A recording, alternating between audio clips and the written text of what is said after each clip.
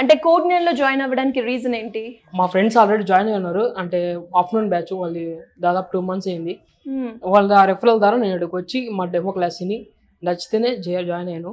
Python కానీ technical skills కానీ aptitude కానీ బాగా నీట్గా చెప్తున్నారు, అర్థమయ్యేటట్టు చెప్తున్నారు, రియల్ టైమ్ ఎగ్జాంపుల్స్ కూడా ఇస్తున్నారు. సూపర్. మరి మీ ఫ్రెండ్స్ ఇందులో జాయిన్ అవ్వు అన్నప్పుడు మీరు డైరెక్ట్ గా జాయిన్ అవ్వారా లేదంటే ఏమైనా రీసెర్చ్ చేశారా? రీసెర్చ్ చేశానండి. ఏమేమి అనిపించాయి?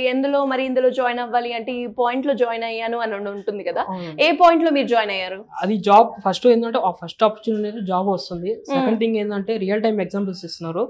థర్డ్ టైం ఏంటంటే ప్రాక్టీస్ క్లాస్ ప్రొవైడ్ చేస్తున్నారు. ఫోర్త్ టైం ఏంటంటే ఇంకా లైక్ ఏఐ మార్కెట్ రివ్యూస్ జరుగుతున్నాయి ఏఐ బేస్డ్ మీద. ఫిఫ్త్ ఏంటంటే మనకి అటెండెన్స్ మన బేస్డ్ పర్ఫార్మెన్స్ బేస్డ్ అని ఏంటంటే పేరెంట్స్ పోతుంది వీక్ టు వీక్ అట్లా పోతున్నాయి. సో క్లాస్ కి వచ్చారా లేదా అని చెప్పేసి అని వీక్ టు పోతుంది, అటెండెన్స్ వరకు పోతుంది, పర్ఫార్మెన్స్ కూడా వెళ్తుంది.